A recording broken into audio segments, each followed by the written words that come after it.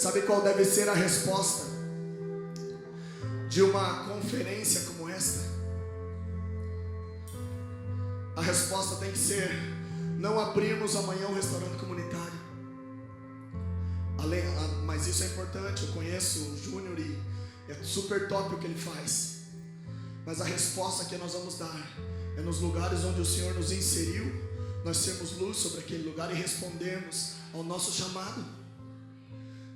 Meu irmão, muitas vezes nós somos os piores empregados que existem numa empresa. Muitas vezes nós somos os piores filhos que tem numa casa. Muitas vezes nós somos os piores maridos para as nossas esposas. Sabe quando nós teremos a resposta? Não quando nós nos movimentarmos aqui dentro, mas quando nós nos parecermos com Cristo lá fora. Essa é a resposta. Sabe, o pastor Medina falou: a vida de um adorador que se importa. Ele colocou para mim.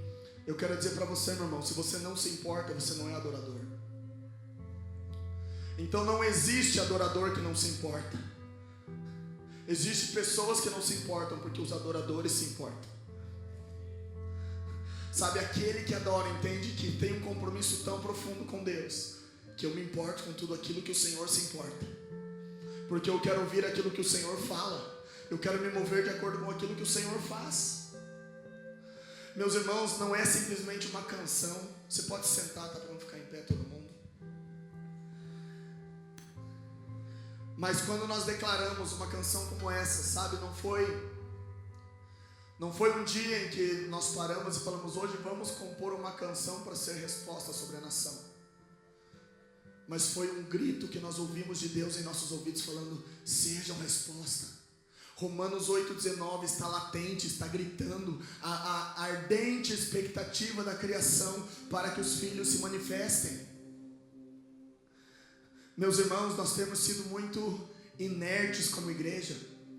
Sabe, nós abrimos portas e mais portas nas ruas da cidade, mas nós fechamos portas todos os dias para Cristo em nosso relacionamento diário. Sabe, eu vou dizer para você, o Júnior falou que um som de adoração é o bife na chapa, no restaurante comunitário. Eu creio nisso. Adoração não tem nada a ver com o que nós cantamos aqui.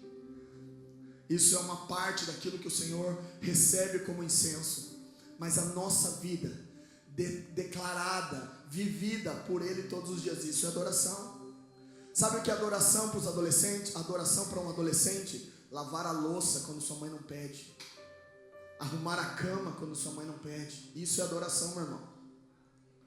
Isso é adoração. Sabe, porque muitas vezes nós temos jovens e adolescentes que vêm à igreja, se convertem, são ativos nos ministérios, mas a mãe dele fala assim: meu Deus, pastor do céu, quando que meu filho vai mudar além de ir para a igreja? Sabe por quê? A gente não entende que a adoração tem muito mais a ver com vida do que com ministério. Irmão, muitas vezes nós queremos fazer currículos dentro da igreja para um ministério. Eu quero dizer para você, ministério não tem currículo, tem vida. É o quanto você se entrega ao Senhor no seu secreto, que Ele te coloca no lugar onde Ele quer que você esteja. Então nós muitas vezes nós queremos ser angariar as ambições eclesiásticas, sabe? A gente entra na igreja como membro, logo após a gente vê o carinha vestido com um crachá lá na frente recebendo, e a gente fala: puxa vida, meu próximo passo é aquele, eu quero ser aquela pessoa. E quando você bota aquele crachazinho, você fala: meu Deus, tem outro que está com uma roupinha um pouquinho melhor e vai lá entregar ceia, eu quero ser esse o próximo. De repente você fala assim: puxa vida, tem um cara que toca lá na frente e todo mundo sabe o nome dele. Então o próximo passo é aquele. Eu quero um dia ser pastor. E a gente vai gerando uma ambição eclesiástica em nossos corações, e nós deixamos de corresponder no lugar onde o Senhor nos colocou para ser frutífero. Meu irmão, aqui todo mundo é bonzinho, dentro da igreja todo mundo é bonitinho. Todo mundo fala palavras bonitas, todo mundo age com respeito com os outros, todo mundo abraça o irmão, mas é lá fora que nós somos verdadeiramente o reflexo de Cristo. E muitas vezes nós estamos produzindo muitas coisas, nos maquiando dentro da congregação, e nós temos perdido de ser resposta no lugar onde o Senhor nos colocou. Meu irmão, a grande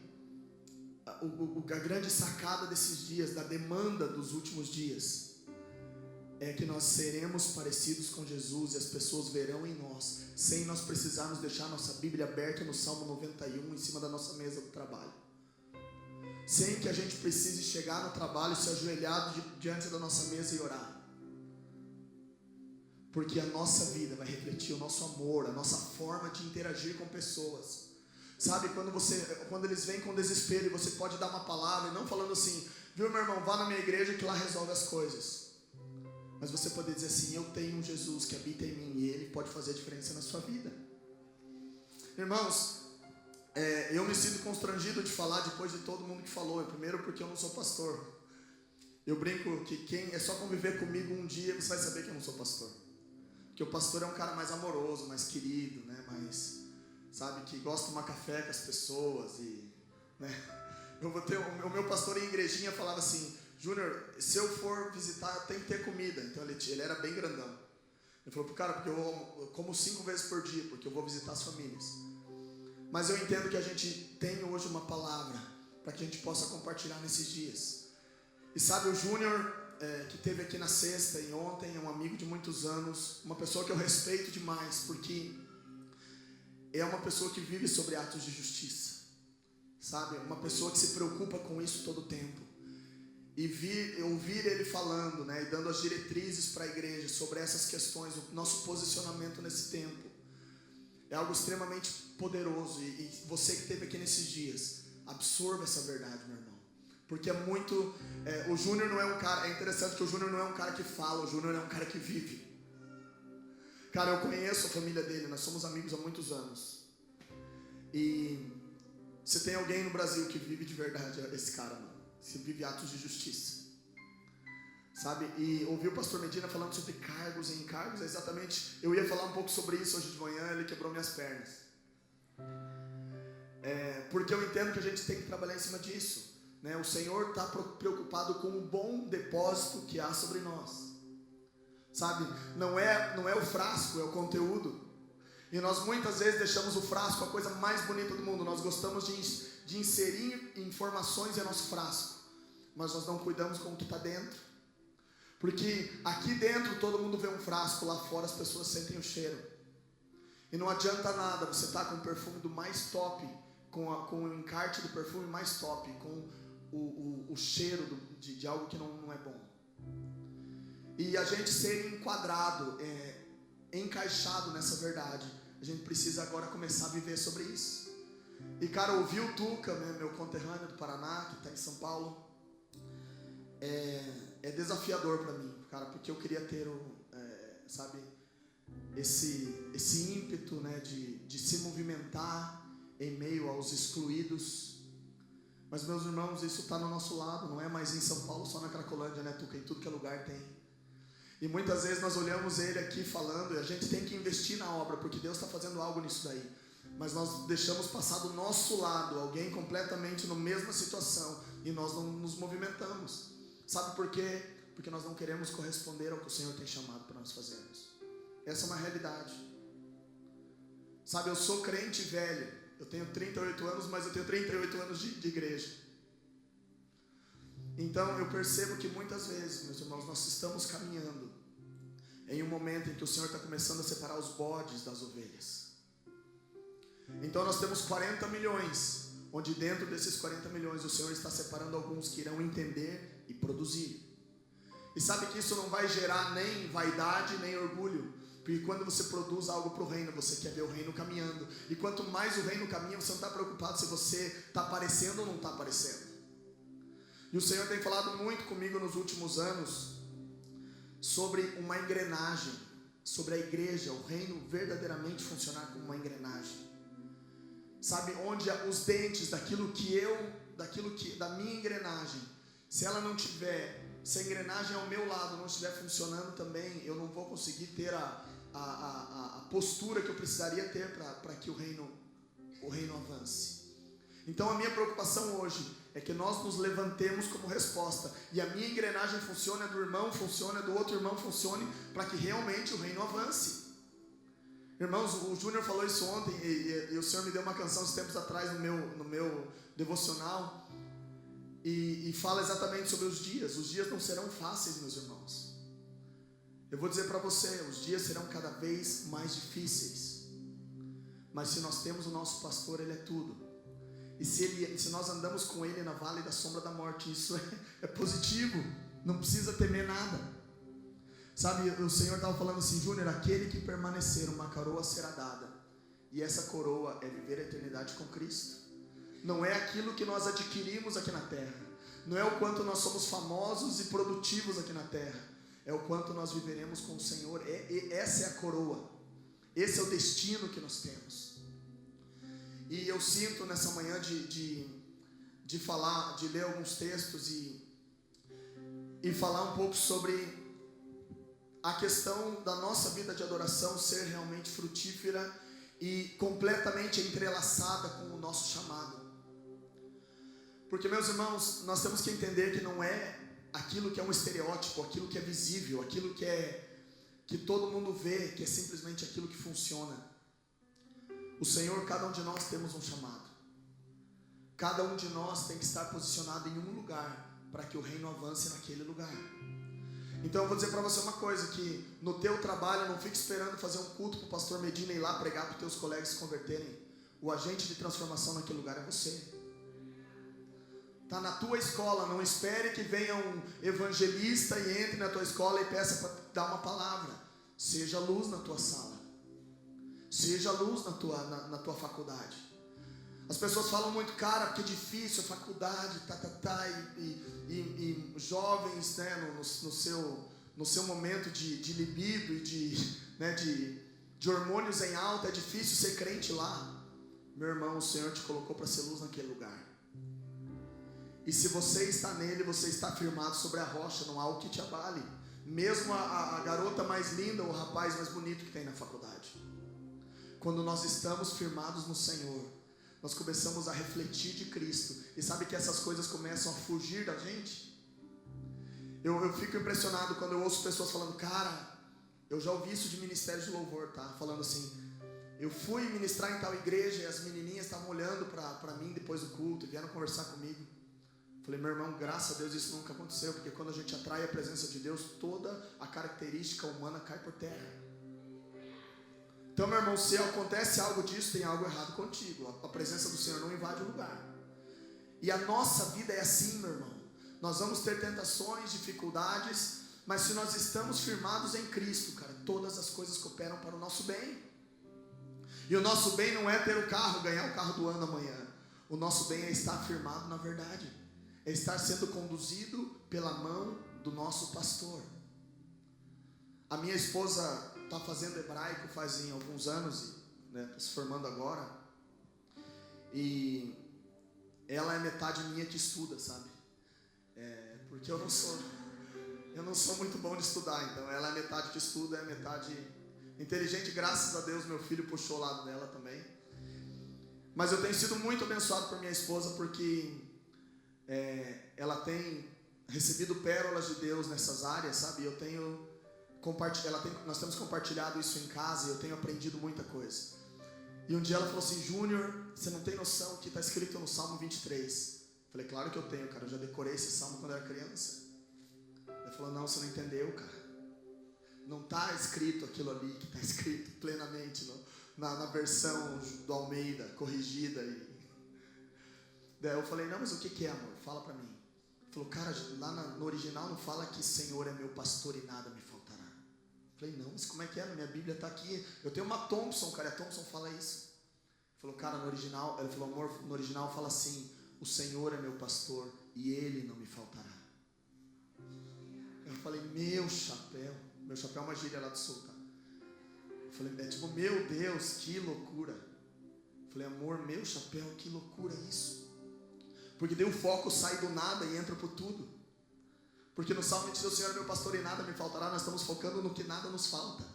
Quando nós declaramos que Ele não nos falta, nós estamos declarando que Ele é tudo, é diferente.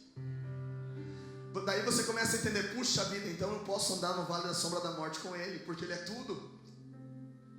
Você entende que a gente está preocupado tanto em ter a nossa vidinha tão boa, esperando Deus que venha o teu reino, para que acabe minha desgraça. E é totalmente diferente se nós estamos com o Senhor. Ele é tudo em nossas vidas. E mesmo que os dias sejam os mais difíceis, Ele está conosco. Então o Vale da Sombra da Morte se torna um beach park junto com Ele.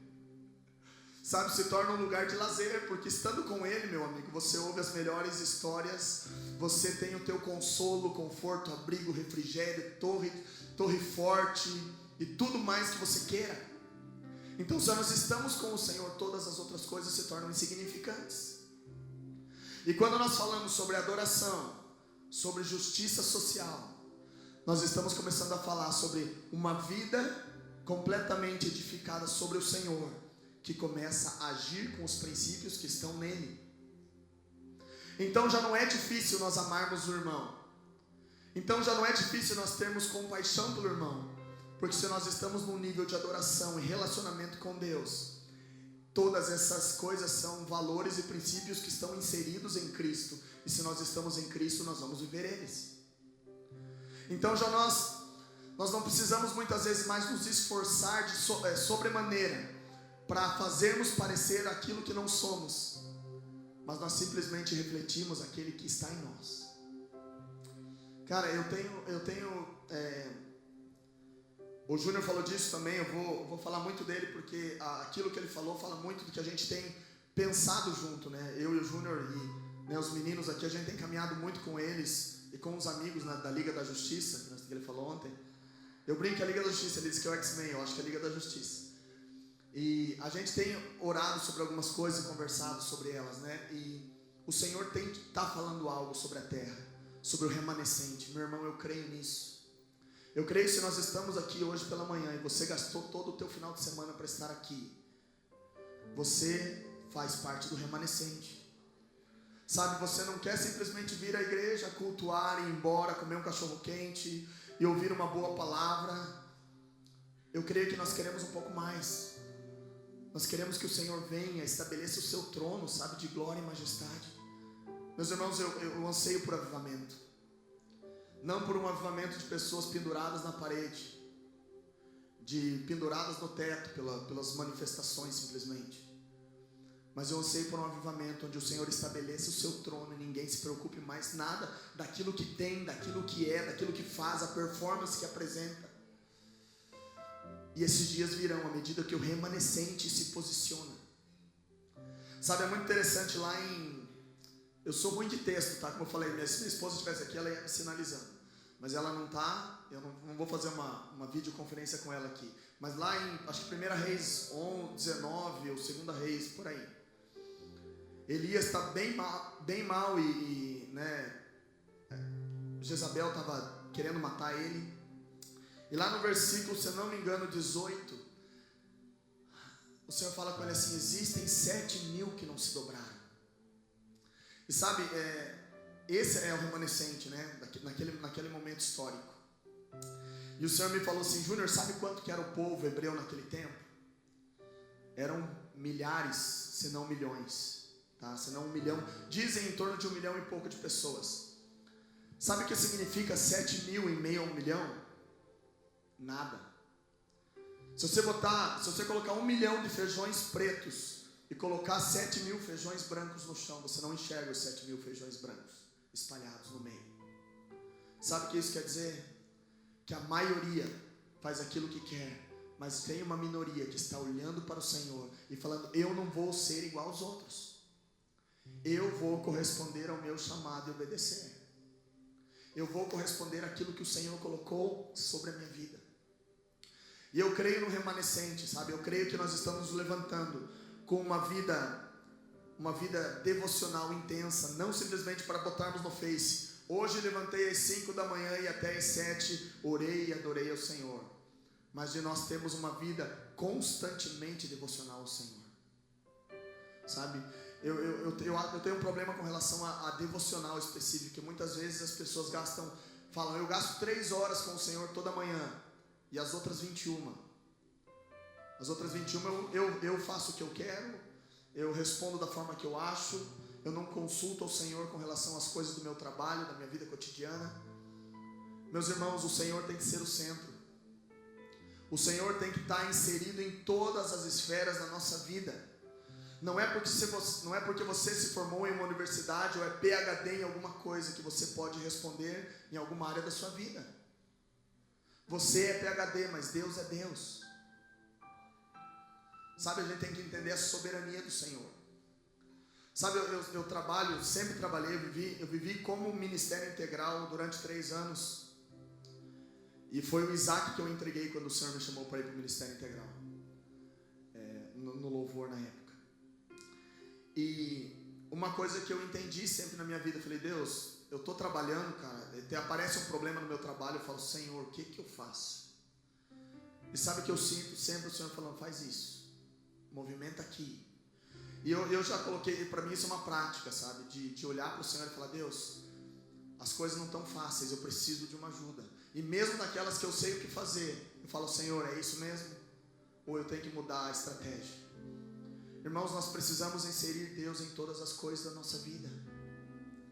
Sabe, muitas vezes, eu acho que um dos grandes problemas desse tempo é que nós pensamos demais.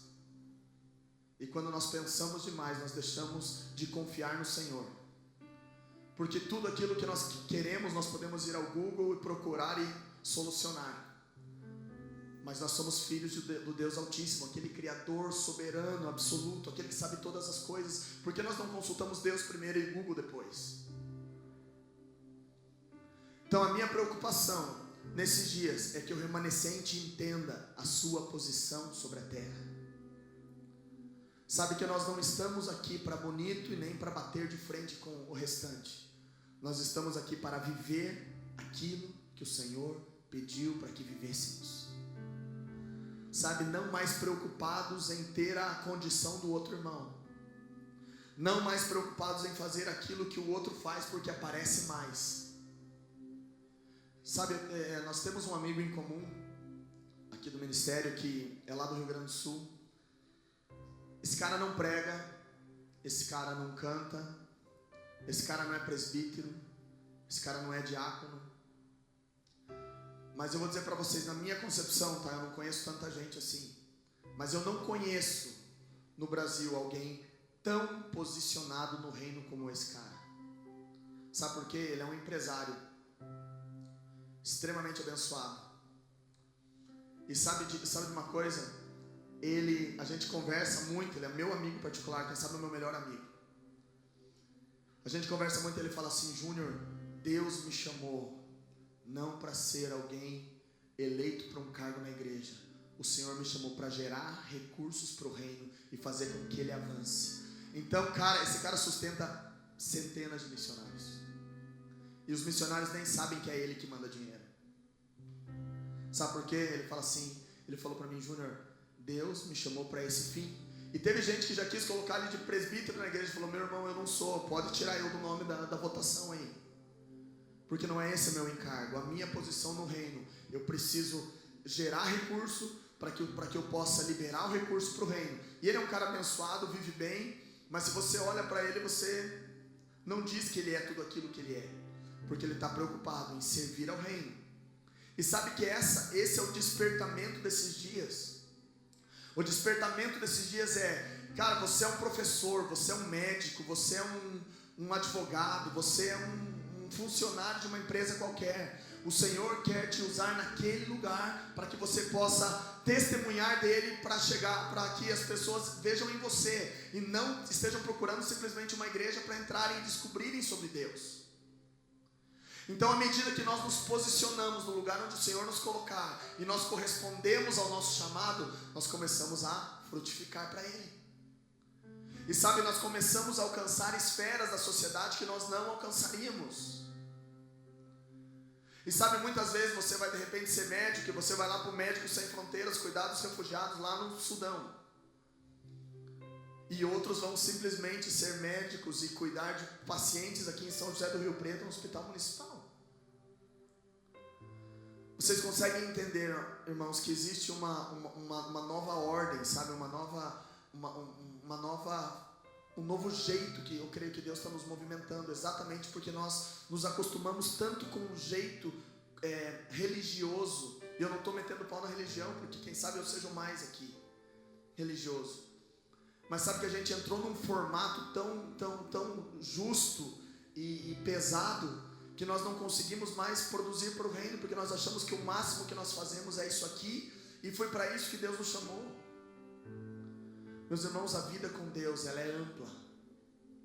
A vida com Deus, a gente tem horizontes que a gente não enxerga aos olhos naturais.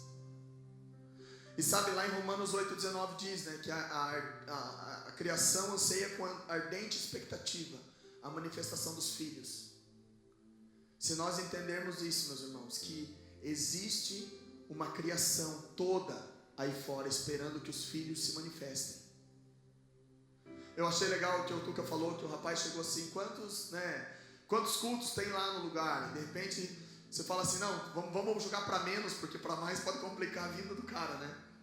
Mas você quer dizer isso? A criação ansiando com ardente expectativa, clamando para que os filhos falem assim, não, tem culto todos os dias. E não é simplesmente uma porta aberta, mas a nossa vida sendo um culto intenso, diário ao Senhor. Sabe, um ano atrás eu creio que eu estava meditando e o Senhor me falou sobre a questão do integral, que eu cantei um pouquinho antes. Que eu fiquei pensando, puxa vida, a gente fala tanto sobre pastor integral, ministério integral, os sonhos das bandas e dos ministérios eu quero ser uma banda integral, que eu consiga ser mantido pela obra. Meus irmãos, se nós não somos integrais do Senhor na nossa vida, Ele nunca vai nos trazer a ser integrais no ministério. Sabe, e eu creio, e eu vou dizer para você que são poucos aqueles que serão integrais hoje em dia. Porque tem muita ambição em querer ser integral. Mas se nós não somos integrais do Senhor na nossa casa, se meu filho não olha para mim e fala assim, pai, como você é parecido com Jesus. Sabe, se nós não temos uma relação de marido e mulher, onde a gente ame a nossa esposa como Cristo amou a igreja.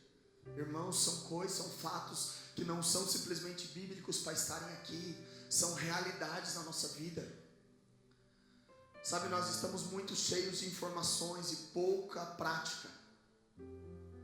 Então nós sabemos tudo sobre Bíblia, cara. Se nós falarmos sobre versículos aqui, vários de nós vai falar vários, e nós vamos brigar até pelos versículos. Mas quanto realmente nós temos praticado? E eu queria ler, eu não queria falar sobre ela hoje de manhã, mas o Senhor me falou assim, vai lá de novo. Eu estou falando a mesma mensagem que nem o Júnior, sabe, há uns 3 anos. Então, eu queria falar sobre Ruth nessa manhã. Abra a tua Bíblia lá, é um livro curtinho, porém precioso.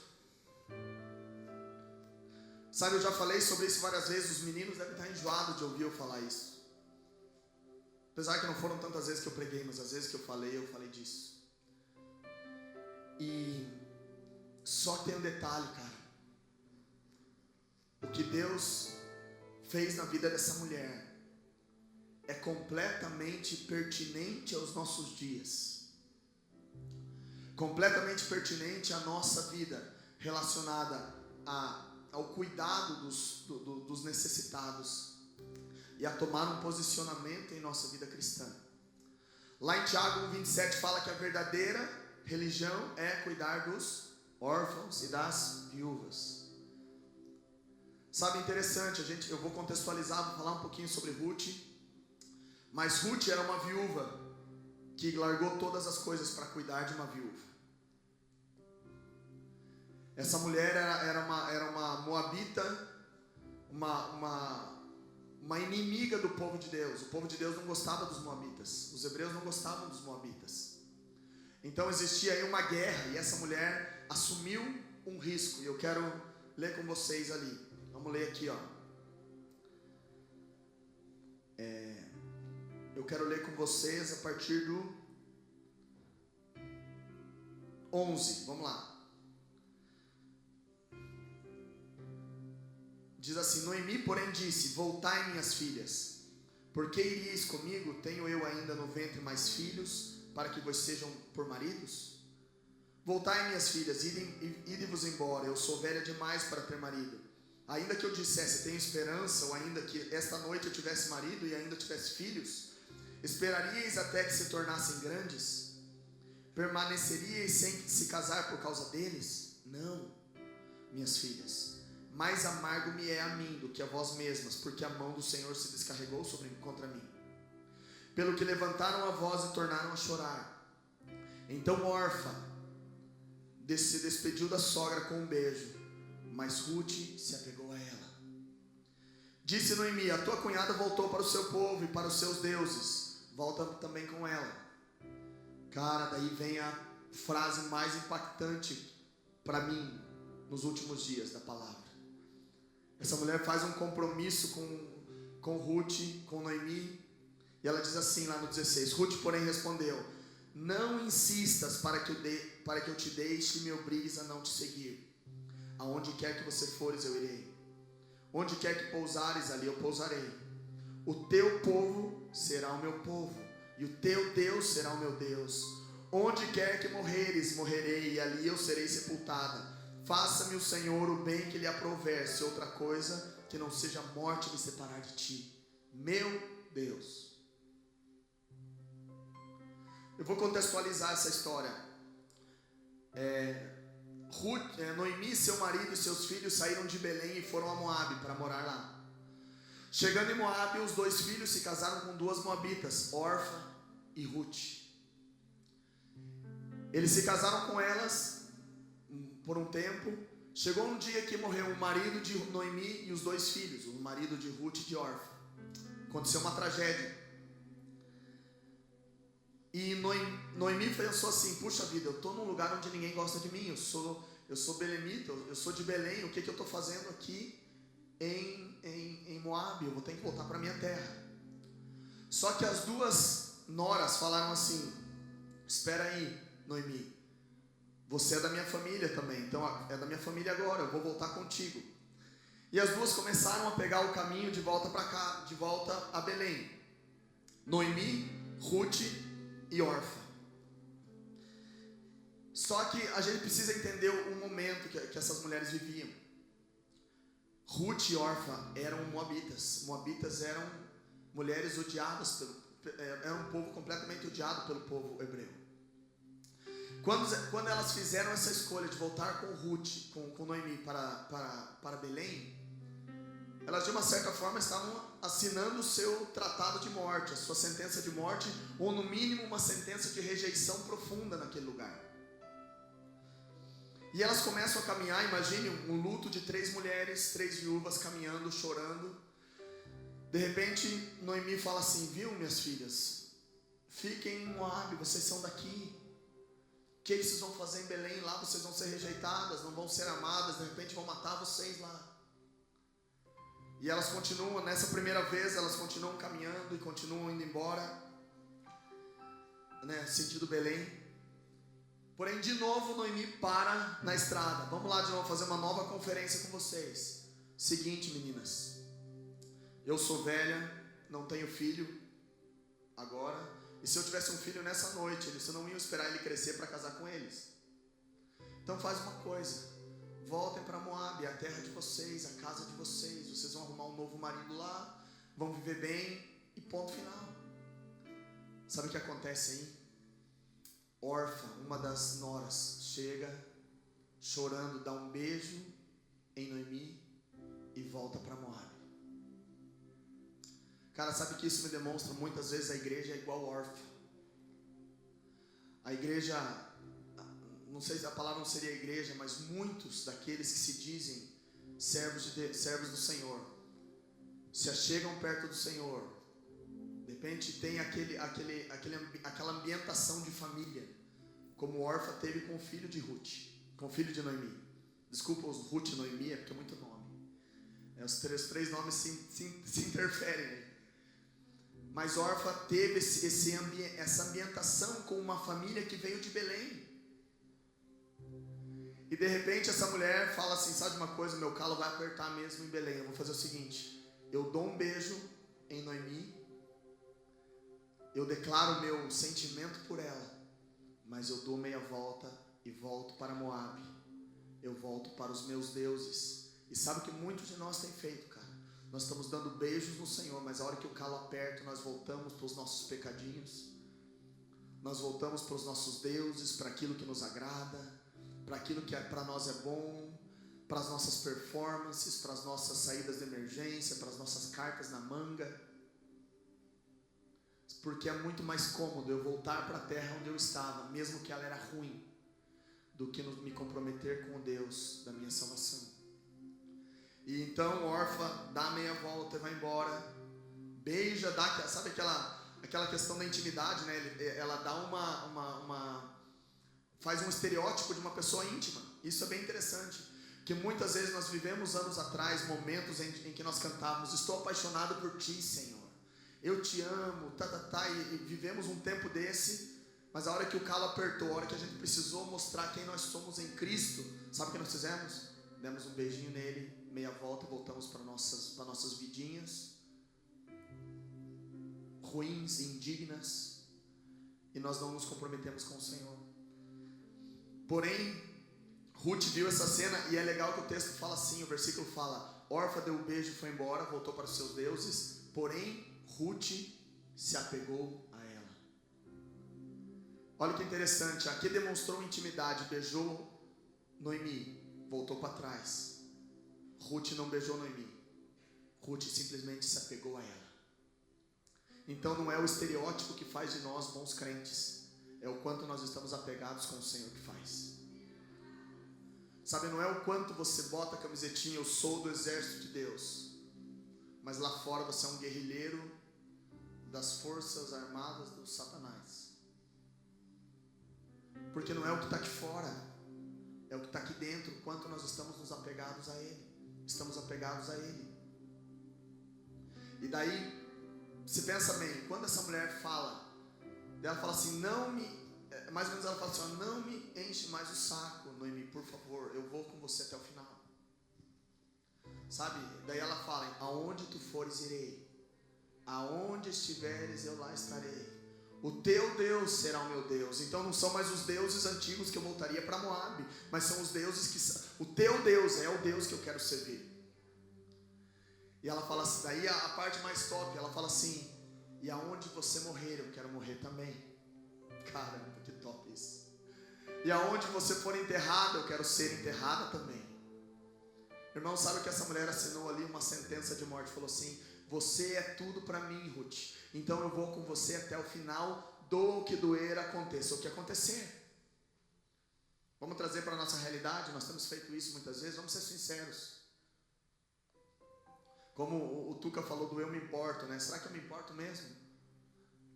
Será que com o Senhor nós temos sido sinceros e fiéis? Ou a hora que o calo aperta nós voltamos para Moabe? A hora que o calo aperta nós voltamos para aquilo que nós temos já montado e feito no passado. Irmãos, e eu acho interessante que o livro de Ruth poderia acabar nesse versículo, acho que é o 18, se não me engano, 17 eu acho. E poderia acabar assim, e viveram felizes para sempre.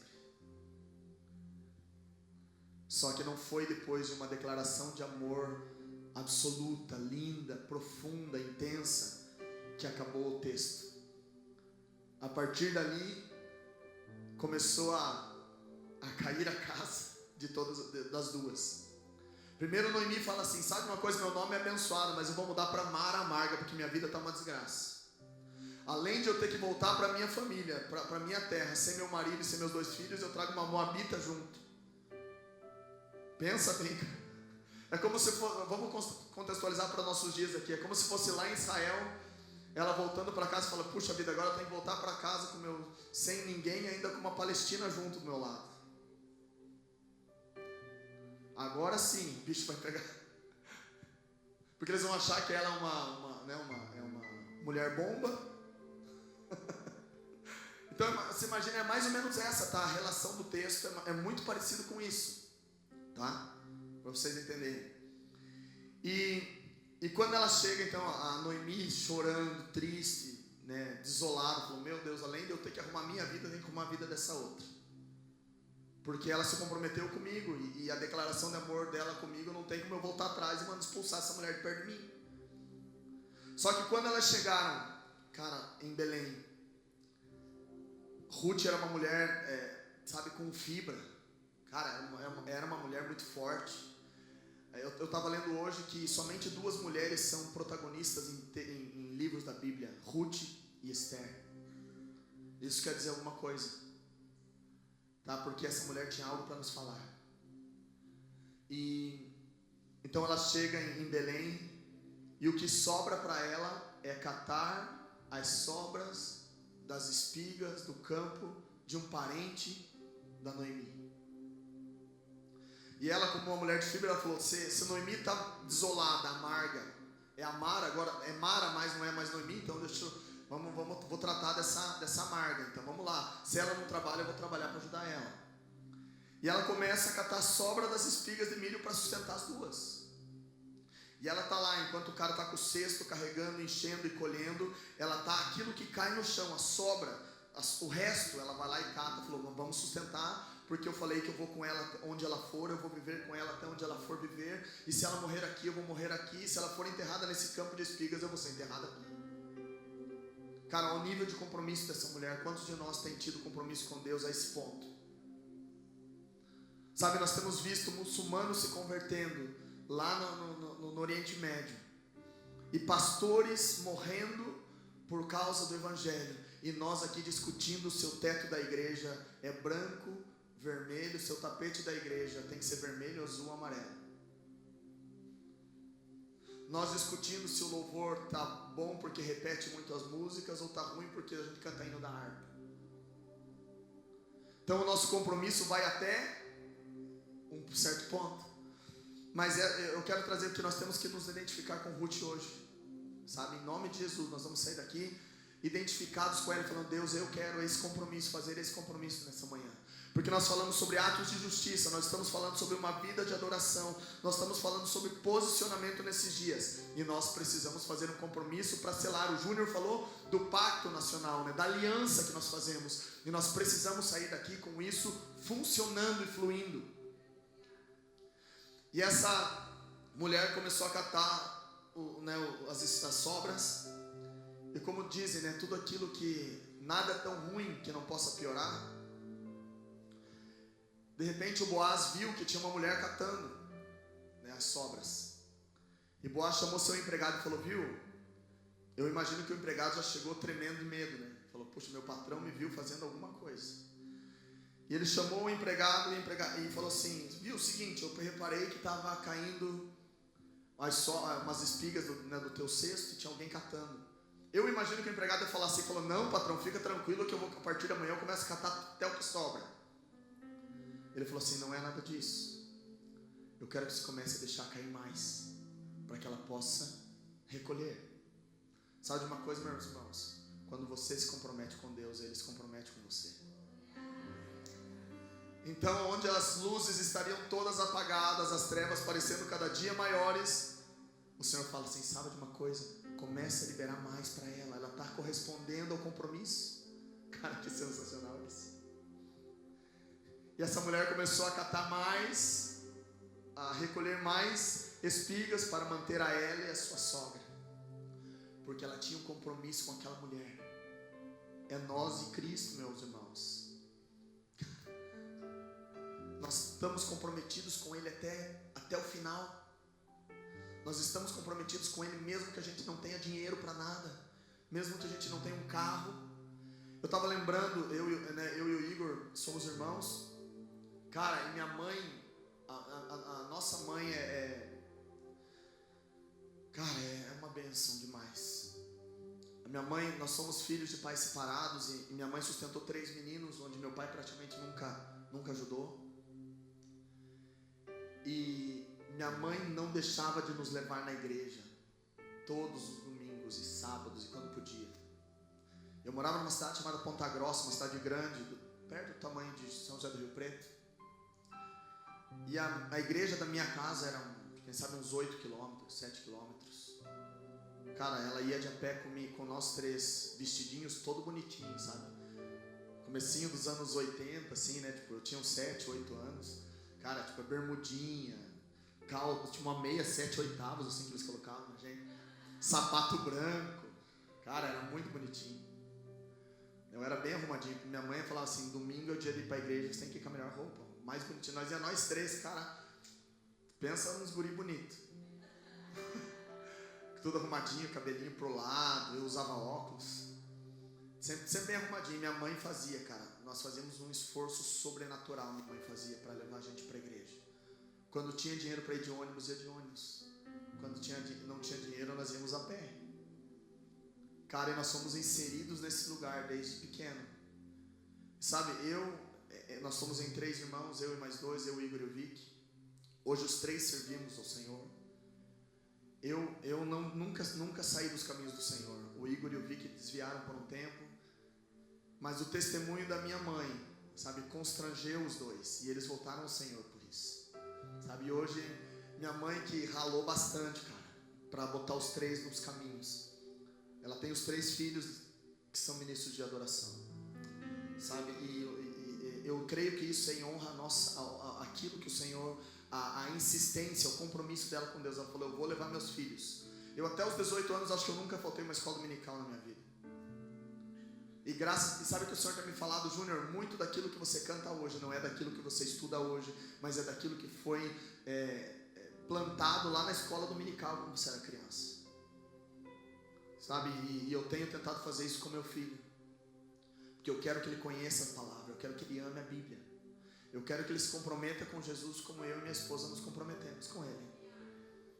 E minha mãe fez isso, e esse compromisso dela foi honrado com os filhos caminhando no caminho do Senhor. E sabe o que é mais importante? A minha mãe não quer que as pessoas nos conheçam, a minha mãe quer que a gente flua naquilo que nós aprendemos do Senhor. E o Senhor tem nos trazido, sabe, nesses dias, não para sermos conhecidos, mas para sermos influência sobre o remanescente. Sabe, de podermos ajudar a alinhar as coisas, assim como nós estamos sendo alinhados, nós ajudarmos a alinhar o remanescente. E quando a gente, lendo a palavra, a gente começa a perceber, quanto mais nós nos comprometemos com Deus, mais nós somos agraciados pelo compromisso dele conosco. Meus irmãos, por isso que quando nós damos tudo ao Senhor, nós podemos ter certeza que nós temos tudo. Porque se nós temos Ele, nós não precisamos de mais nada.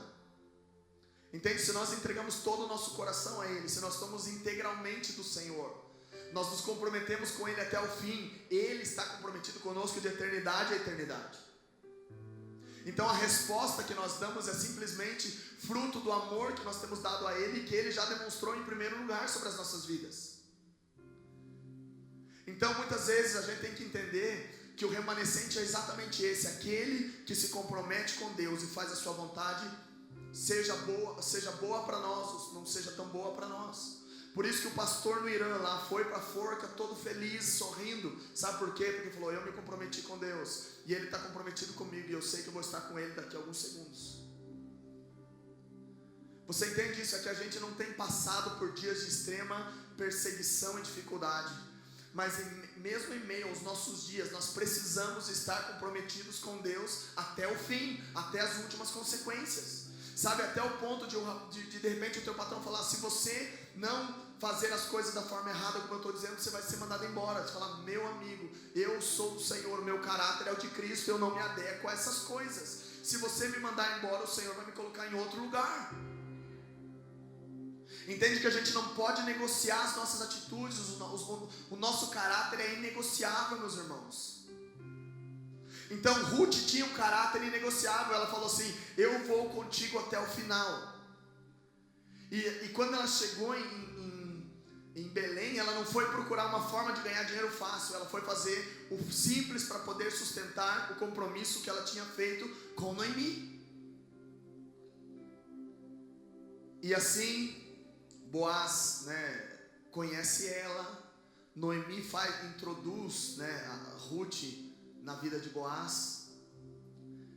E encerrando esse livro maravilhoso, acontece o seguinte, cara, ela se casa com Boaz. E no final do capítulo 4 é muito top, porque Noemi, que no capítulo 1, final do 1, no começo do 2, ela fala assim, eu sou a desgraçada, a amarga.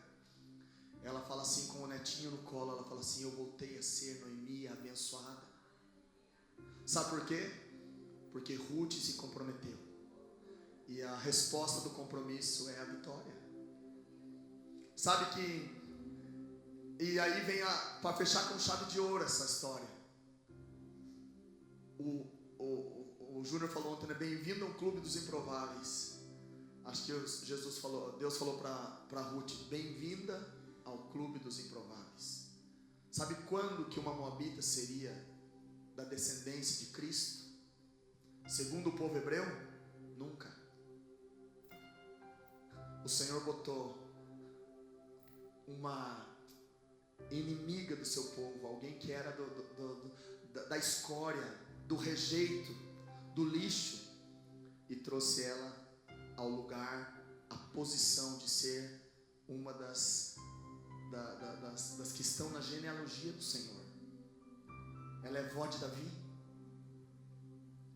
Cara, eu não sei o quanto vocês perceberam disso, mas à medida que nós nos comprometemos com o Senhor, até aquilo que é extremamente improvável pode acontecer. E sabe, e não é para nós nos lembrarmos que Ruth esteve na genealogia, mas é para nós nos lembrarmos de tudo aquilo que ela praticou como compromisso real e verdadeiro com Cristo. Esse é o nosso chamado nesses dias, sabe? Nós vamos agir com justiça social, mas nós precisamos estar comprometidos com o Senhor para sermos levados aonde Ele quer que nós estejamos.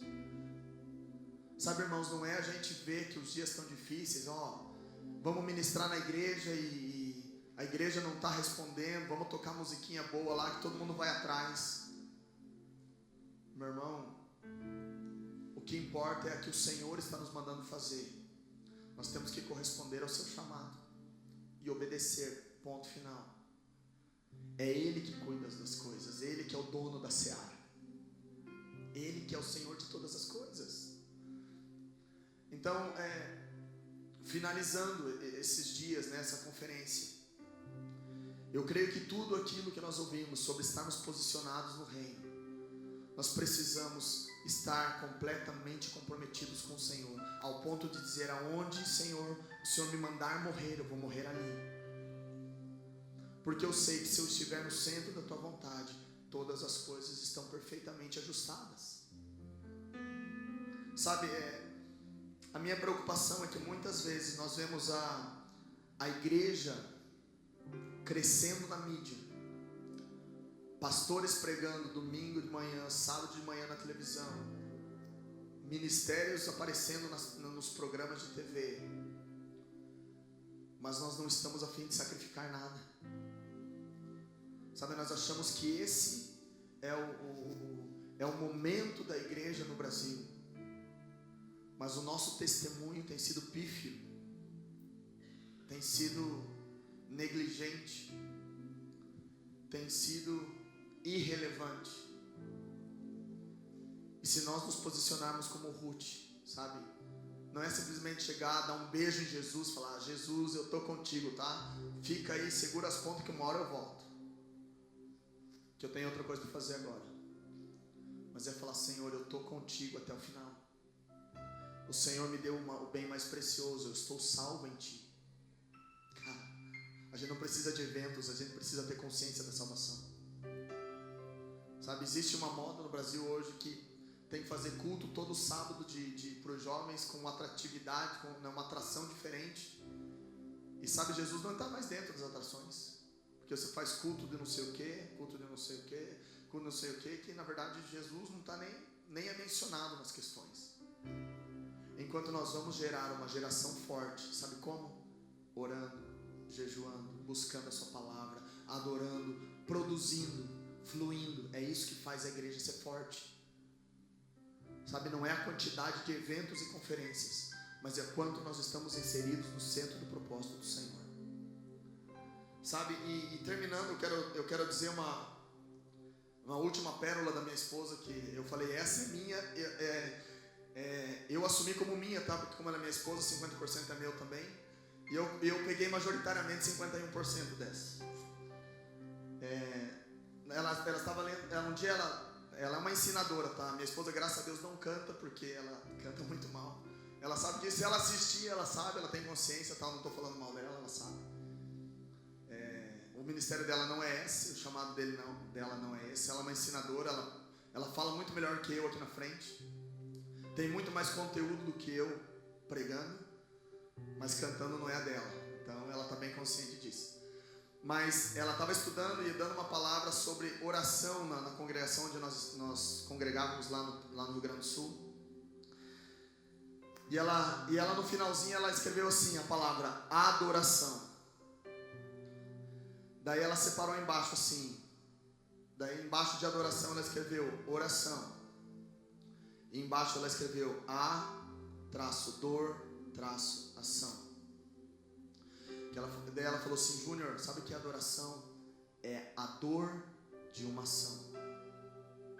Quando Abraão foi chamado pelo Senhor para entregar o seu filho, houve a dor de uma ação.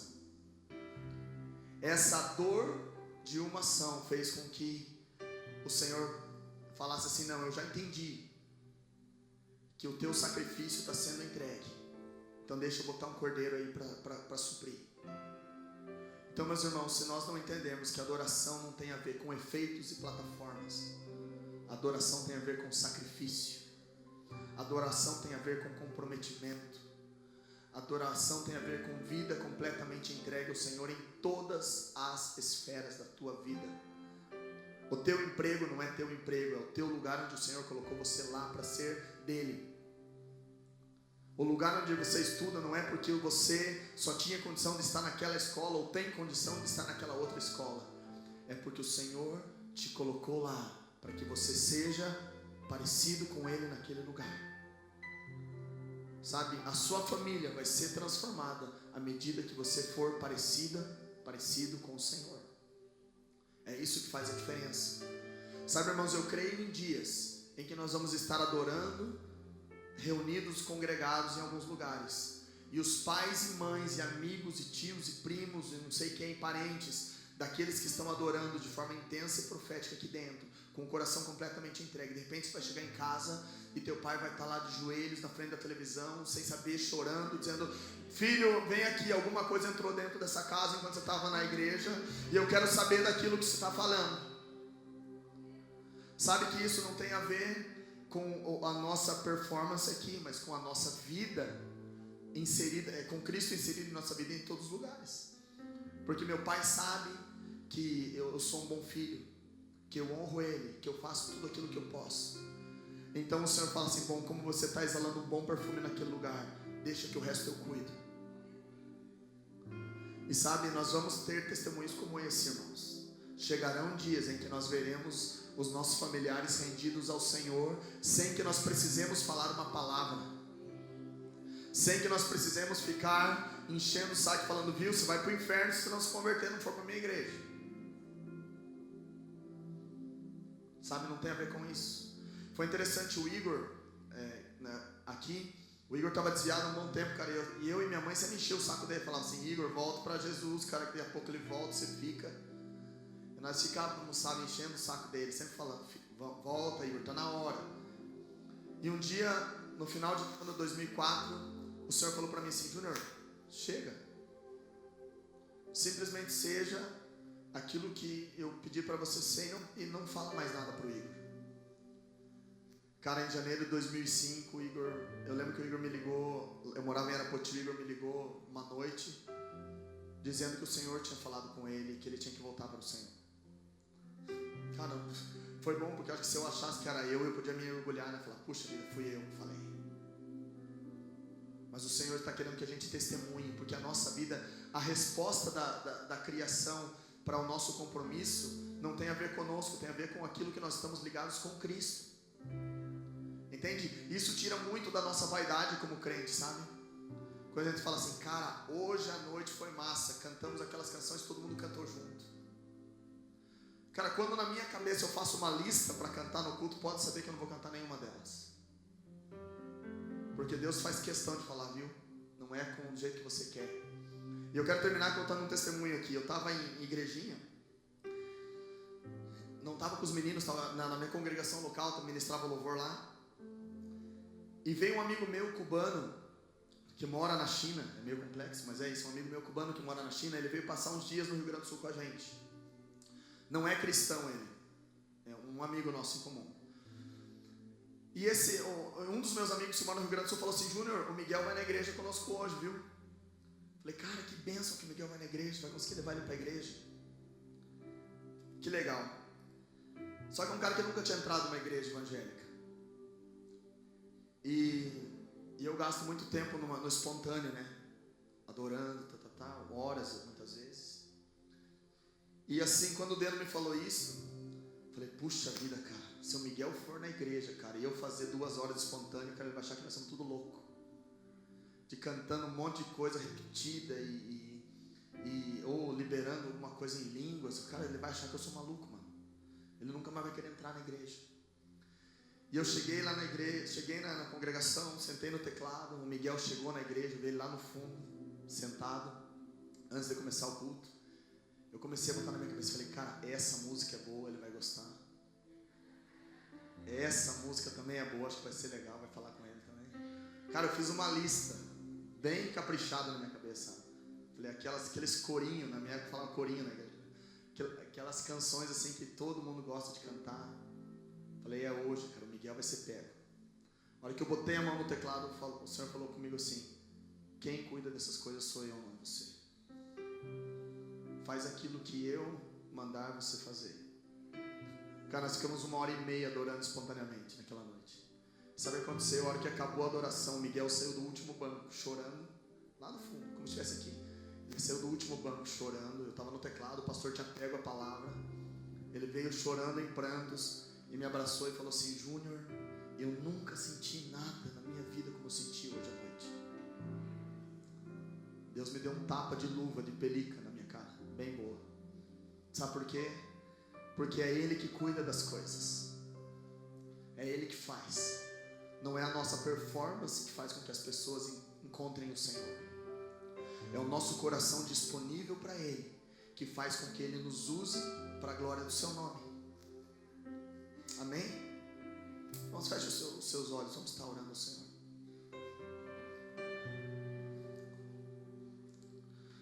Senhor, eu quero te agradecer por esses dias aqui em Rio Preto, Pai. Eu quero glorificar o Teu nome, porque nós fomos forjados nesses dias.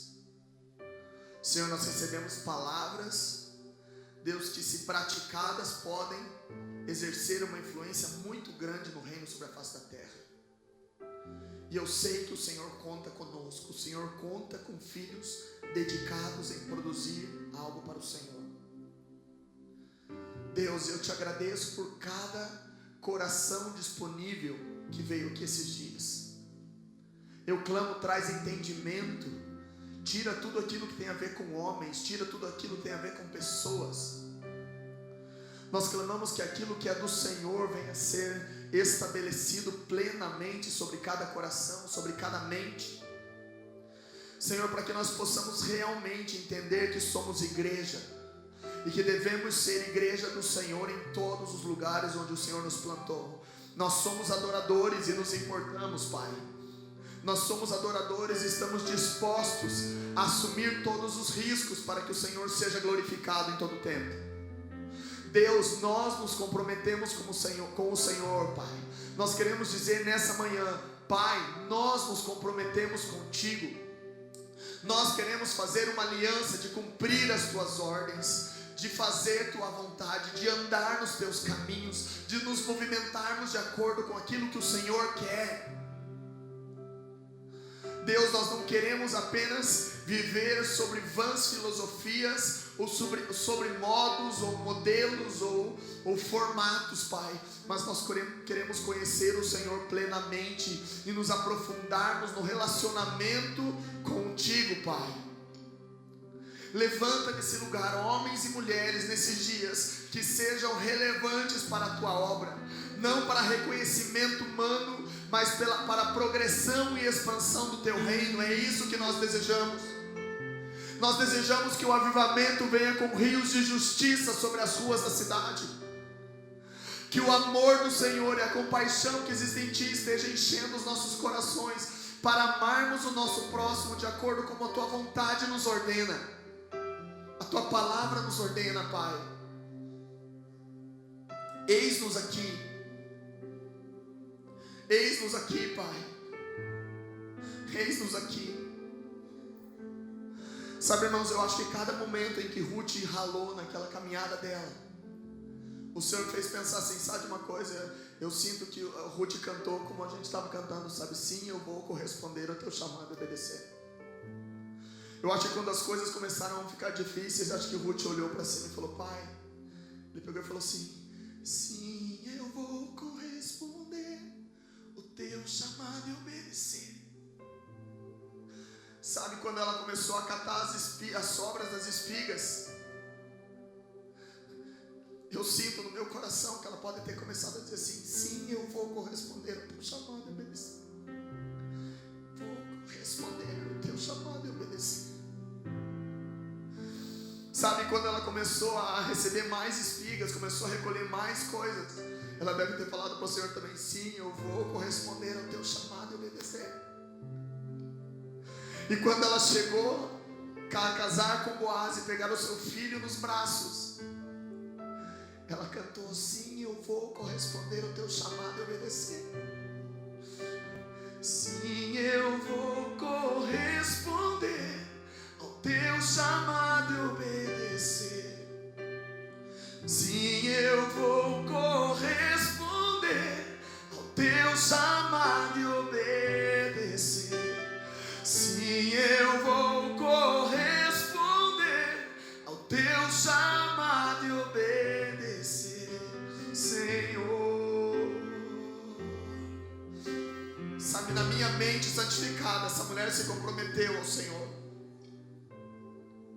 E ela pôde dizer, pai, eu vou corresponder, eu vou obedecer. Eu vou cumprir com a minha posição, eu vou cumprir com o propósito que está sobre a minha vida. Sim, Deus, traz sobre nós um entendimento sobre isso e nos posiciona realmente como filhos.